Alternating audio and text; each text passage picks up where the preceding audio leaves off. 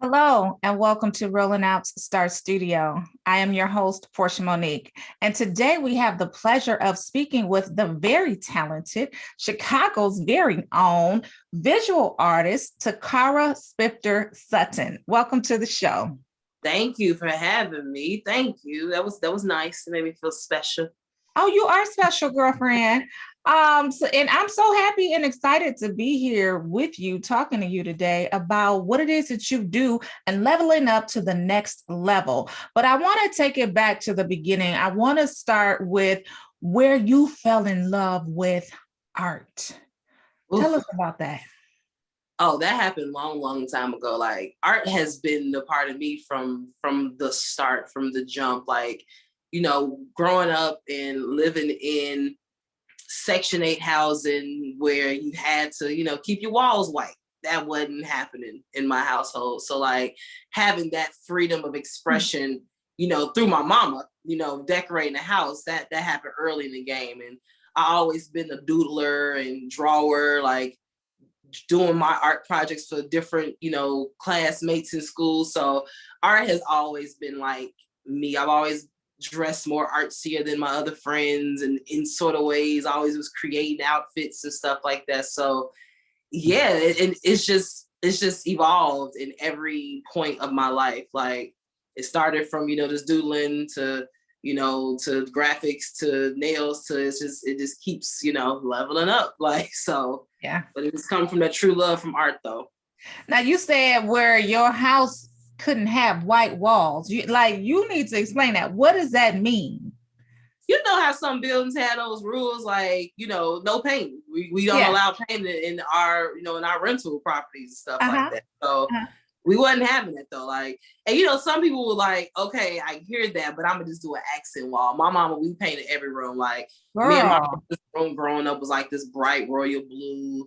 The living room was like this rose pink and gray. It was like a diagonal stripe down the middle. Like Yes. the every room was painted like Yeah. a deep true color. Like so Mhm. I don't even know how much she probably had to pay back once we moved from the place.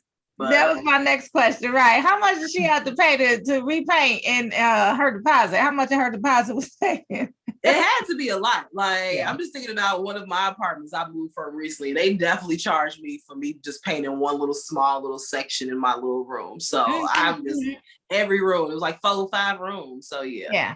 Yeah. No, but it does a couple of things, right? So it liberates you into feeling like you're not constricted of and you're not restricted, but it also gives you that creativity that you need.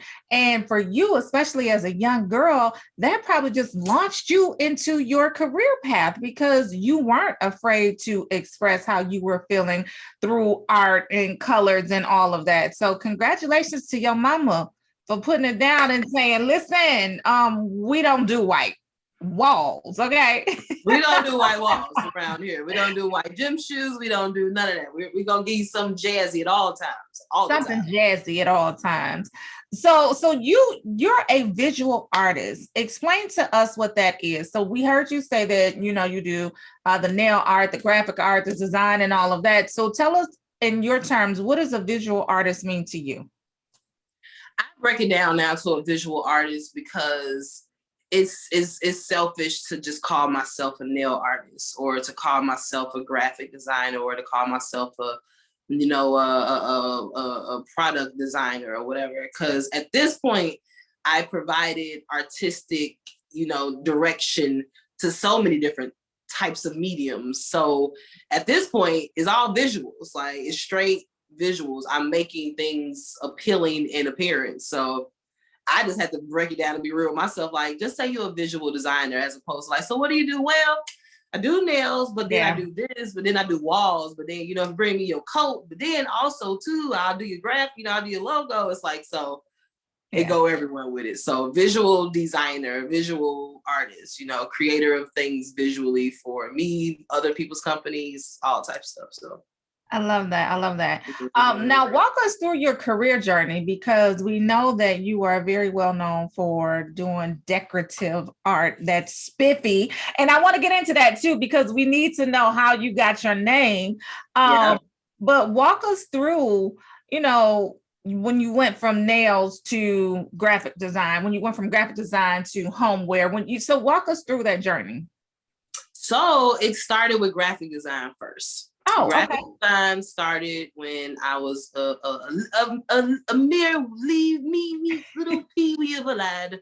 So no, I started graphics when I was like 12, 13, something like that. My dad just put some programs on the computer, like, and I already was, like I said, a creative kid. I always was doodling on stuff, from the jump, drawing clothes in class and stuff. But I just started doing graphic design, and I would accredit, like, I'm gonna give props to B2K for this one, because random, but like, remember message boards, like, just people would be on these message boards, these B2K message boards, and it would always be these, all side threads. We ain't talking about B2K all day long, but It was a group of girls on there who we all were just cold at graphic design, just sharing the different filters and layers and different effects, tutorials and stuff like that.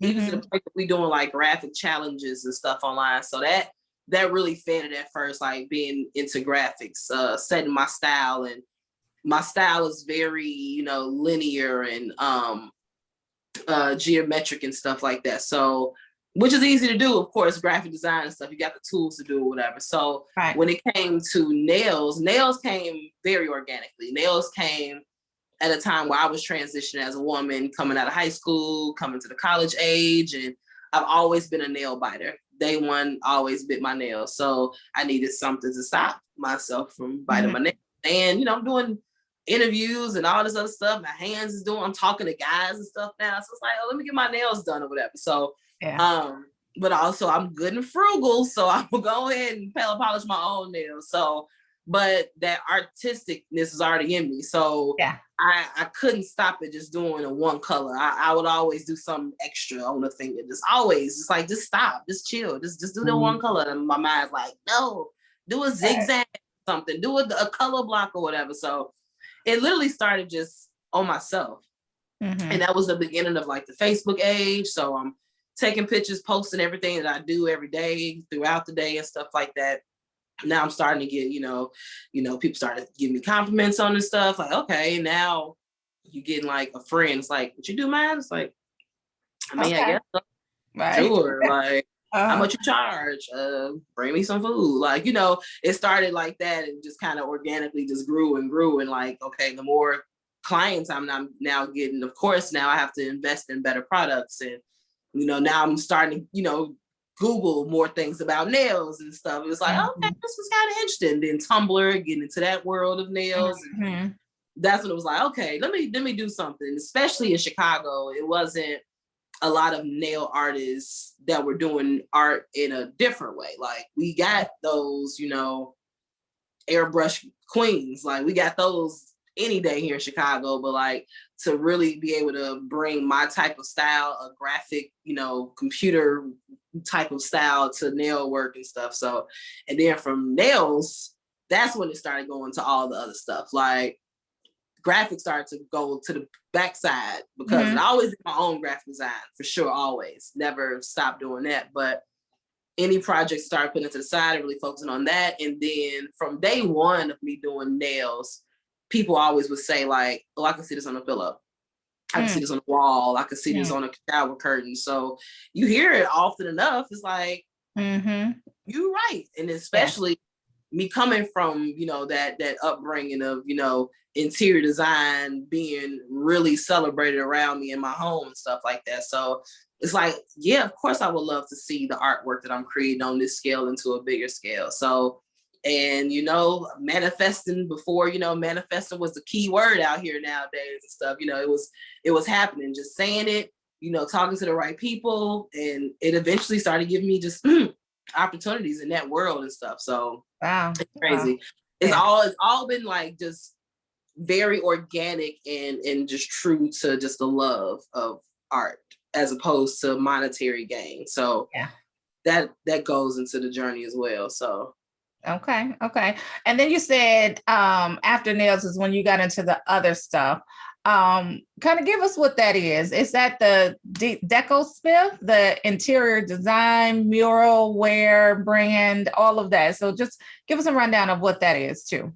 So, fun fact, it's called Deco space Piff. So it really means piff for Tacarras, because you know that piff, you know that ish, that heat, we know what piff is or whatever. Right, that's just that zhuzh, you got that piff. Yes. So this is that piff for decorators, you know, people that really want to, you know, jazz with their house. So Deco's piff, you know, that's, you know, yeah, I love it.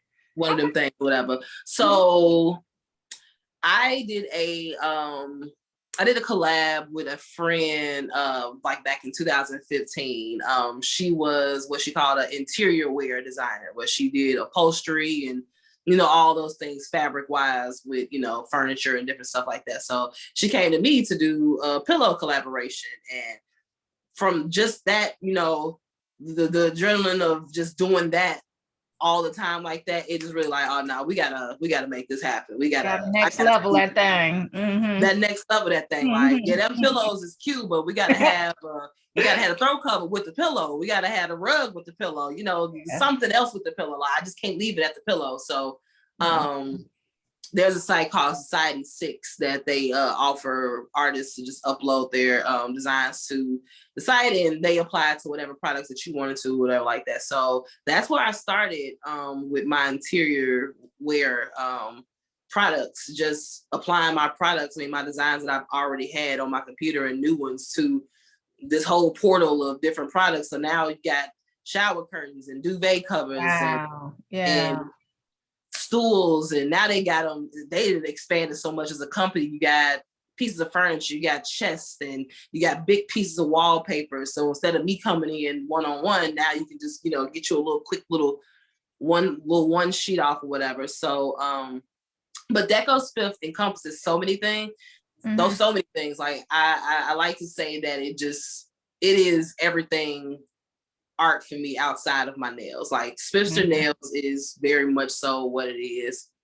It ain't tossed with nothing else, strictly nails. But I want all of my art in the same like bucket. I don't want it to be like, you know, Spifster home or Spifster, you know, in the streets, or Spifster pianos, or whatever the case may be, or whatever. Like, I want it to be, you know, kind of how you feel with IKEA. IKEA is all one, you know, realm. You know that when you go to IKEA, you're gonna get a certain type of style with your whatever it is that you're picking up and stuff. So literally whatever paint sticks to, I will do it. And over time, with me just, you know, posting the different projects that I've chosen to do on my own, people challenge me. Like, I love it. And I ask for the challenge too. Like, you know, yeah, I did these you know, what are aprons today, but you know, bring me something else. What else do you want that can be painted? Bring me a winter coat. Go crazy. Like, you know, instead of me painting these coasters, go ahead and bring me the table that the coaster go on. Go bring me the lamp that goes on the table. Like,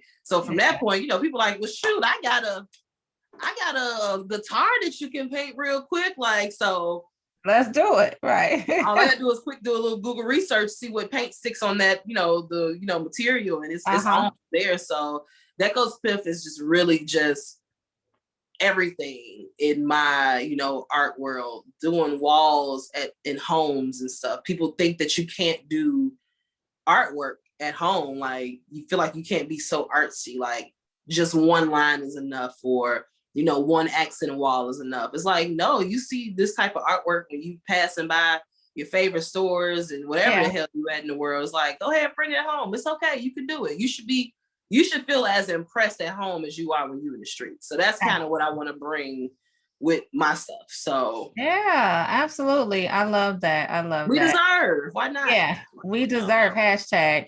And also, I love that you said if paint sticks to it, whatever paint sticks to, I can do it. So I love that as well. So I wanna get into how you got your name. What does Spifster mean? How did you get your name?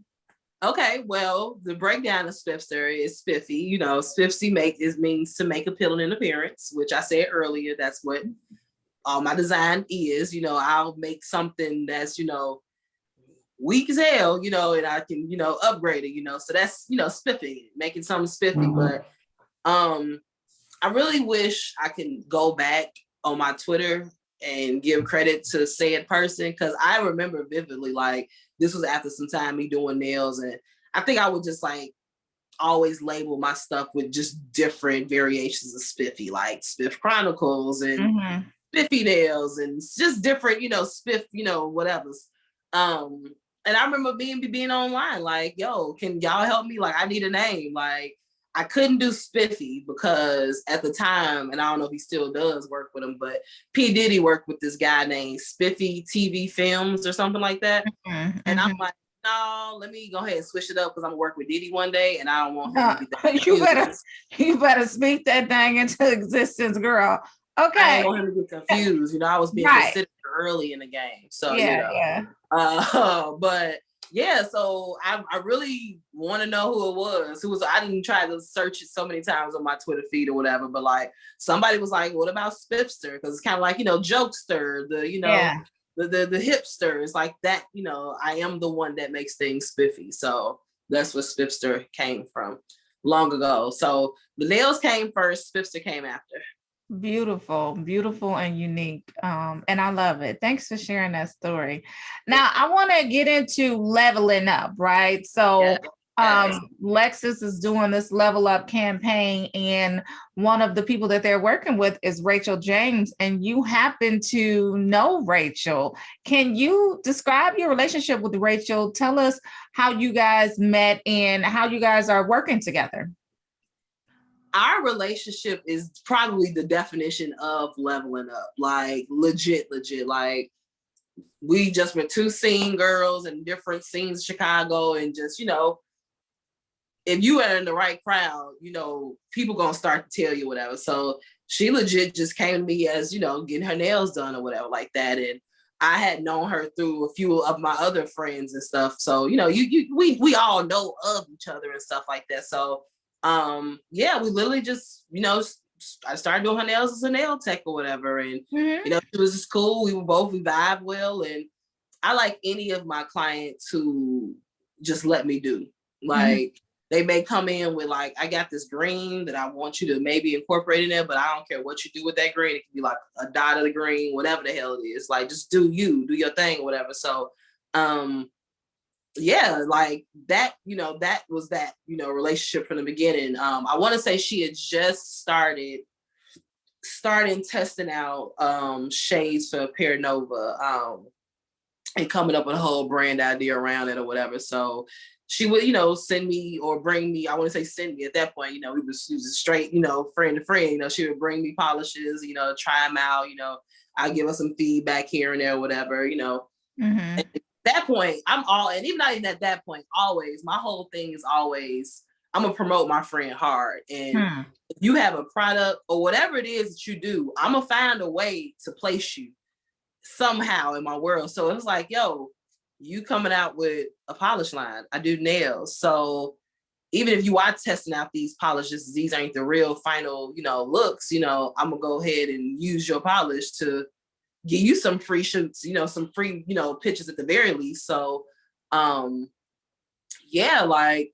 so just, and in between that, we both are just leveling up in our own careers, she tested them out. Now she's getting the bottles. Now she's getting labels. Now she's getting logos and stuff. And here I am doing my thing with the pillows and the other stuff. And, and now Pear Nova's out, and, and it just exploded. Like, everything it just went crazy for her on that. Like, she got so much support and love from it, and the colors are great. So, it's just a natural reaction to it. So, but yeah, like, we've always been there in each level of our own careers, to kind of support our growth. So if I come across something where I can, stuff some, Pear Novas in a, product placement bag, whatever, I'm always do that or whatever, and I'm doing that because I've leveled up and I'm doing something with this company, or, she's leveling up and now she's getting,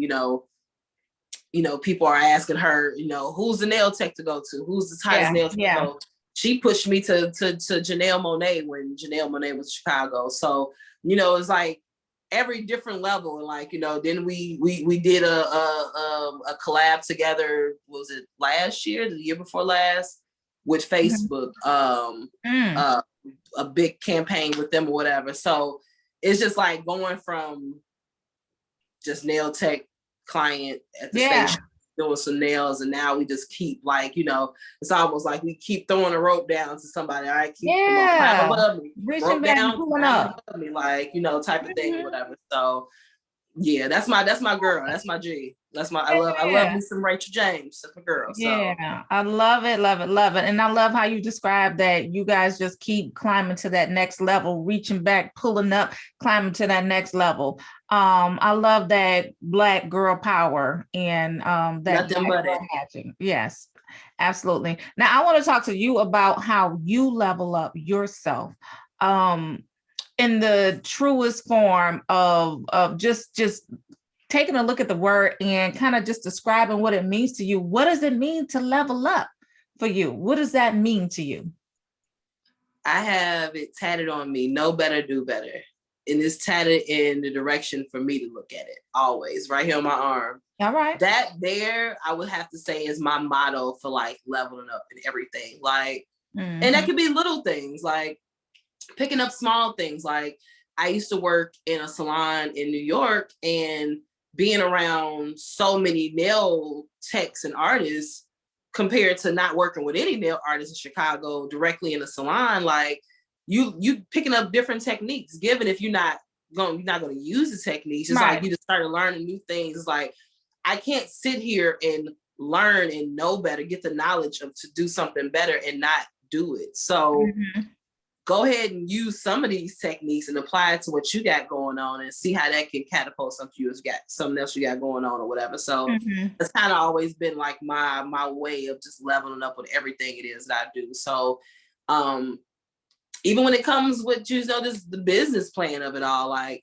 I kind of came in, like I said, it's been all organic. I never really planned to be where I'm at with nails and art and all these things. So, you know, just, you know, learning stuff about business, you know, the behind the scenes stuff or whatever, and knowing something, hearing something from another entrepreneur friend of mine doing something is like, okay, well, let me go ahead and apply for that too. You know what? I didn't think about, let me do that. Actually, let me go ahead and buy this stack of whatever from Amazon because that's something I may need one day or whatever. So like little things like that kind of, I won't say kind of, it pushes you to level up. Like, even if you're not trying to level up, like, and when you start to apply these things, you're starting to have conversations with people and you're having light conversations. So now when you have those light conversations with people, now they're more willing to give you more things. And that could be a leveling up in the sense of, they may be, you know, we're talking about a topic and you may be learning about something, but now because you have had this leveling up experience with, say, buying these plastic boxes from Amazon that you didn't have before. Now you're talking about these plastic boxes to this business owner, and they're hearing you like, oh wait, she know what she's supposed to do about this situation. Well, actually, let me go ahead and pitch to you this other thing that I was telling you about, you know, that I haven't told nobody about. Let me go ahead because I feel comfortable that you're in the know now or whatever. So like, honestly, like being aware and paying attention and, you know, kind of just soaking up things that my friends are going through. Everybody, I'm blessed with a crew of a lot of dope entrepreneur friends. This is some cold friends of mine or whatever. So like, and it's different worlds. Like you got chefs, you got all types of things, but you picking up stuff over time, whatever. So like that's my way of leveling up and really just applying it. So know better, do better. You gotta know it and you gotta actually do it once you know the stuff too. So and prioritizing, definitely. That's good with leveling up. That's something I'm getting better at. I didn't used to be so good at prioritizing what I gotta do business wise. Like now I know I can sit down and make a list of what I have to do for the day or the week or the month or whatever. And, you know, make it in order of, you know, what's most important. What can I get done, you know, quickest, but most effectively and stuff like that. So that's even a part of leveling up. So, and there's been times like in the past that I've done I've had a list of things that I'm supposed to do, and I'm just marking them off as I see them. But it's like, well, if you would have done these 2 down here first, you got that finished, and you would have had enough time to do this third, as opposed to wasting one time on this one thing that you may not even need to use later on down the line. So just using those small business practices like that, and know better, do better. No better, do better. Yeah. And that was a perfect segue into setting goals and adjusting your milestones. But you just perfectly demonstrated that for us by telling us, you used to have a list, and then, you incorporated prioritizing into that list as well. So, thank you for that. Now let's talk about how you map out your business success. So in line with setting the goals, adjusting the milestones, and prioritizing, how do you map your business success? How do I map my business success? Oh man. That's so interesting. I came across a Twitter thread lately. I feel like I always like break up Twitter threads and stuff, but Okay. But they were discussing, what is your measure of success? And like, that's so hard for me to say that, because I've had some of my most successful moments per se to the world, but on the behind the scenes, I've been at my brokest or something like that, or I've gotten the most money from a gig or something like that, but something else wasn't, working, connecting right on the business end or whatever. So I would say, how do I mark? That's a tough one. How would I like measure my success? I guess. Go ahead. What was that? No, I was just gonna say, how do you map it? How do you chart it? How do you, set your sights for where you are now, and then chart a path to where you want to be? Oh, well, I will give myself this one. I give myself a year-end review.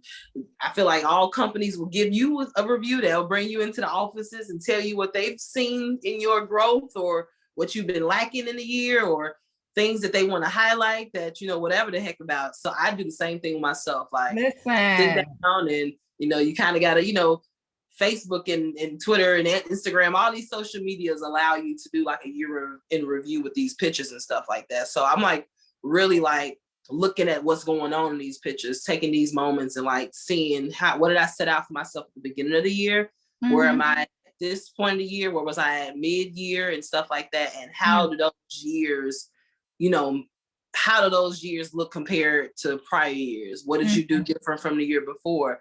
That you implement something from, 3 years ago that's now, pushing you to this point or whatever like that? Is something that you said that you were going to do, 5 years ago, not working for you, the next year type of thing, push that aside and stuff. So definitely giving myself a year-end review. I definitely sit down and like, I ain't writing nothing down per se, but I'm definitely having those moments at the end of the year.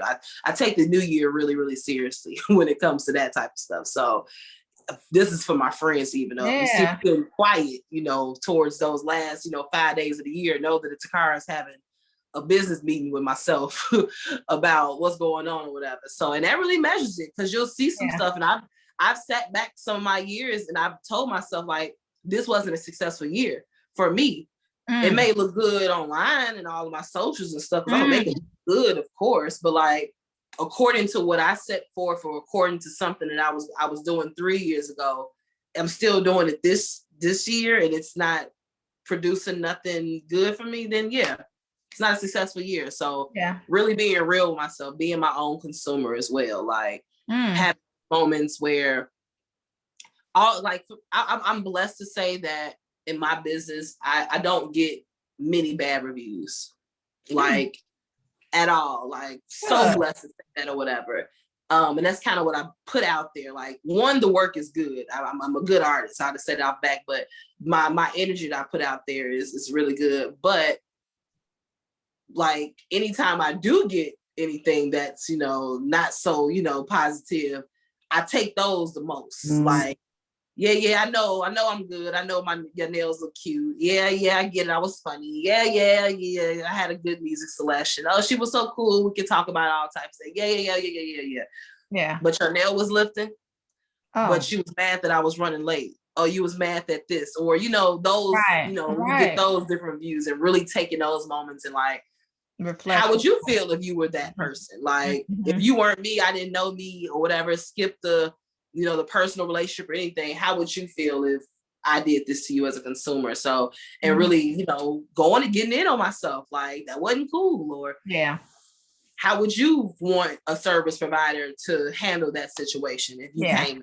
So really being real with myself, being a consumer and like checks and balancing myself for real, for real. Excellent tips. And I think every entrepreneur out there should follow suit and take your advice to do their own year-end review if they don't already do it, because that is self-reflection, that is measuring, where you started from and where you ended up. And you can really make some adjustments there if you see that you aren't measuring up to where it is that you want to be. So Oh, yeah, completely. yeah, completely. You got to be Um, real with yourself first. If you can't be real with yourself, you're never going to get to the next point ever with anything in life, yeah, anything. yeah. So, Yeah. Now, we're wrapping up this interview, but I do want you to give us some tips on how you develop and maintain your brand reputation before we go. being good, being Ah, genuine. say that again. I think people really can understand that, like being good. You know what I'm saying? Like being good in terms of talent, but also being a good person. You know what I'm saying?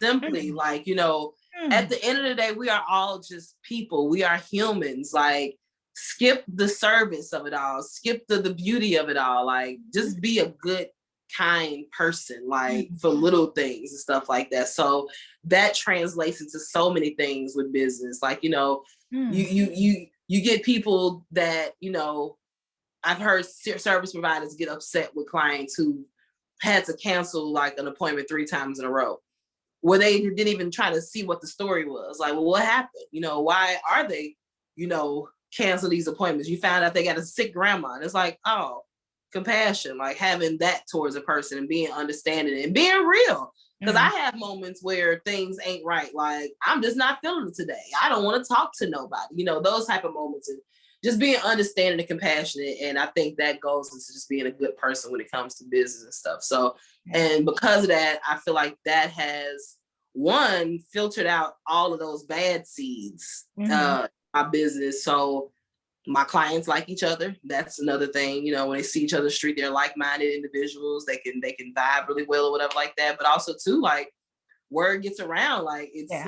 it's good for business. So, and I Mhm. find myself, getting gigs certain times because I know I was just a good person. Like, at the end of the day, Yeah. I was an enjoyable experience at the end of Mhm. the day. So, definitely that's one of my biggest thing. Like, just being a good person is going to get you so far. Yeah. And being an aware, I said that before too, aware and a real person. Like, Mhm. just knowing your audience too. Like, Yeah. really kind of reading the person, like, is she not feeling this today? Let me not go in hard Yeah. about this show. Let me not, certain things like that. So Mhm. Well, I love it. And it's definitely been a pleasure speaking with you today. Tell yeah, us, where can we find you, follow you, book you? I'm just saying all of those good things. I would say follow me on Instagram, Spifster, Spifster.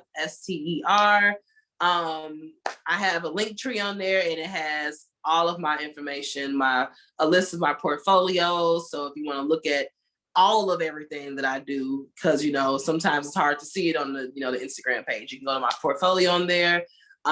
Yeah, check out all of that. You can check me out through ManiMe.co. I do a collab with them with my nail stickers. So, for those clients who can't get in because I did close my books, that was the next part. You can still get that spiff experience at home with these gel stickers that last you for a long time. So there's that. What's that website? You said Manny Me. How do you spell that? MANIME.co. CO. Okay, perfect. So they do collabs with different nail artists around the world. They've done, you know, I've done at this point, I think 8 different sets. So I got sets on there too that have sold out, but if you request it back, it'll come back. So that's another perk too. But yeah, you can't get an appointment with me at this point in life, but I am open for commission, definitely open for commission. So hit me up on Instagram as well for that as well. And I will paint on anything for you. So. Love it, love it, love it. Thank you so much for stopping by Rolling Out Star Studio. Again, I am your host, Portia Monique, and it has been a pleasure speaking with Tacarra Spifster Sutton. Take care, guys. Thank you. Thank you.